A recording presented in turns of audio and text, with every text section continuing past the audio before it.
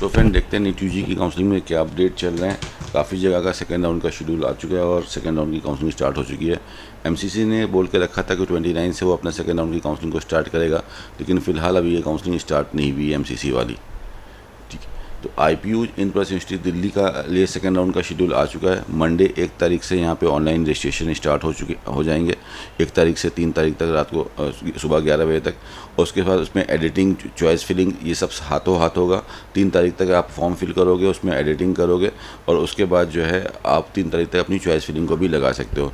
जो बच्चों को पहले सीटें मिल गई हैं फर्स्ट राउंड में, वो अपग्रेड के लिए जा सकते हैं। जिनको सीट नहीं मिली है वो फ्रेश चॉइसेस को भी लगा सकते हैं। और 4 सितंबर को आईपीयू का सेकेंड राउंड का रिजल्ट आ जाएगा। उसके बाद यूपी में देखते हैं, तो यूपी के अंदर फर्स्ट राउंड हमारा कंप्लीट हो चुका है। अभी से फिलहाल सीट मैट्रिक्स नहीं आई है सेकंड राउंड की, ना ही शेड्यूल आया है। एमसीसी की काउंसलिंग में डिले होने की वजह से यूपी की भी काउंसलिंग में थोड़ा बहुत डिले आ रहा है। होपफुली नेक्स्ट वीक में, यानी कि सितंबर 1 के बाद एमसीसी और बाकी के स्टेट भी अपनी अपनी काउंसलिंग को स्टार्ट कर देंगे। तमिलनाडु का भी फर्स्ट राउंड हो चुका है, सेकंड राउंड के ऊपर कोई नोटिफिकेशन आया नहीं है।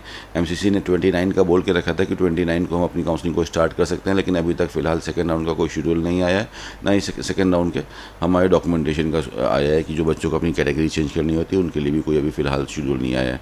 गुजरात भी फर्स्ट राउंड को कंप्लीट कर चुका है, सेकंड राउंड के लिए अभी इसका नोटिफिकेशन आना बाकी है। पौंडीचेरी में सेकंड राउंड स्टार्ट हो चुका है। 27 तारीख से फॉर्म निकला था 27 अगस्त से, जो कि 2 सितंबर ट्यूसडे तक रहेगा। शाम को 5 बजे तक ऑनलाइन रजिस्ट्रेशन और चॉइस फिलिंग हाथों हाथ हो रही है। उसके बाद फिलहाल अभी इसने अपनी रिजल्ट की डेट पब्लिश नहीं करी है। कर्नाटक में सेकंड राउंड का कल प्रोविजनल रिजल्ट आ चुका है, फाइनल रिजल्ट अभी आना बाकी है। जैसा कि हम लोग ने पहले डिस्कस किया था कि कर्नाटक में सेकंड राउंड की कट ऑफ में काफ़ी फ़र्क आएगा। फर्स्ट राउंड में काफ़ी अच्छी सीट ब्लॉकिंग हुई थी। फर्स्ट राउंड जहाँ पे हम देख रहे थे कि 73,000 पे फिनिश हो गया था, वही सेकंड राउंड में अगर हम देखते हैं तो जो 12 लाख वाले जो कॉलेज हैं उसमें वही कॉलेज था हमारा भागलकोट वाला SR Patil medical college and hospital Bagalkot. इसमें 1,01,411 मार्क्स ऑल इंडिया रैंक तक सेकंड राउंड में सीटें मिली हैं, यानी कि काफ़ी अच्छा जंप आया। जैसे कि हर साल काउंसलिंग होती है वैसे ही हुआ।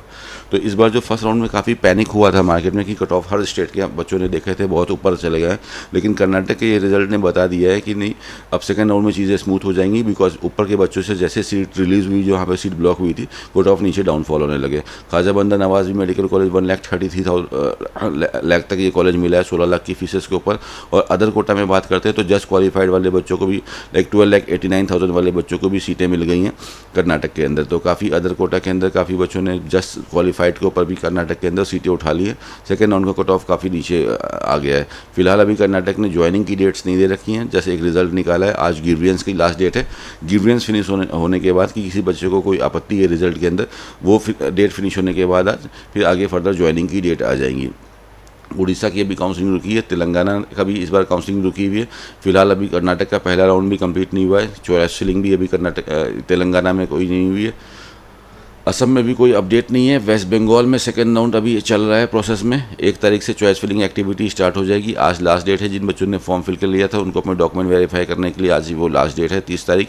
और उसके बाद 1 सितंबर से लेकर 3 सितंबर तक यहाँ पे चॉइस फिलिंग होगी और रिजल्ट फिर उसके बाद पब्लिकेशन ऑफ रिजल्ट हमारा 5 तारीख को यहाँ पे वेस्ट बंगाल का सेकंड राउंड का रिजल्ट आ जाएगा। त्रिपुरा ने फिलहाल अभी सेकंड राउंड का रिजल्ट नहीं निकाला, शेड्यूल नहीं निकाला है।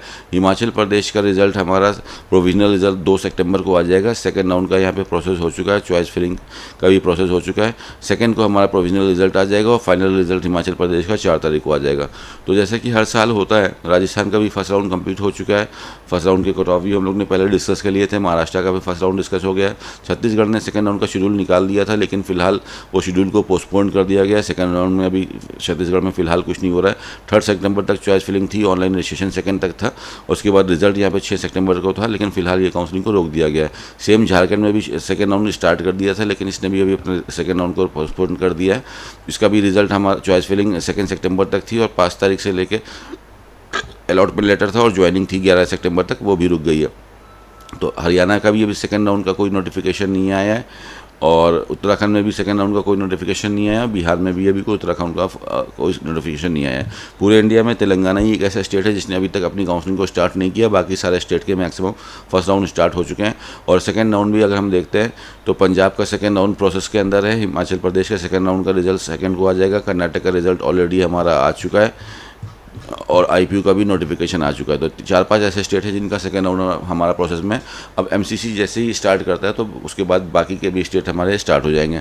एक जो प्रोटोकॉल चलता है काउंसलिंग का कि हर साल एमसीसी की काउंसलिंग आगे आगे चलती थी, बाकी स्टेट उसको पीछे से फॉलो करते थे। इस बार वो प्रोटोकॉल टूट चुका है।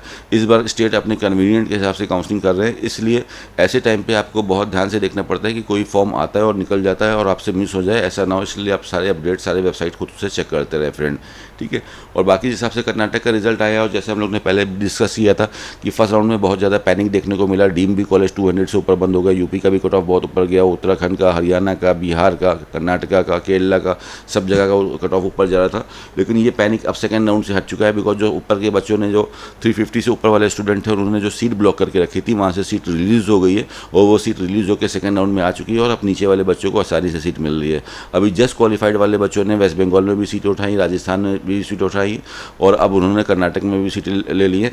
तो अब जो आने वाली जो अपकमिंग काउंसलिंग है, जिसमें जो ओपन स्टेट से आप डीम में देखोगे, इसमें लोएस्ट के भी आसानी से बच्चों को सीटें मिलेंगी और इतनी ज़्यादा प्रॉब्लम अब काउंसलिंग के अंदर नहीं आएंगे।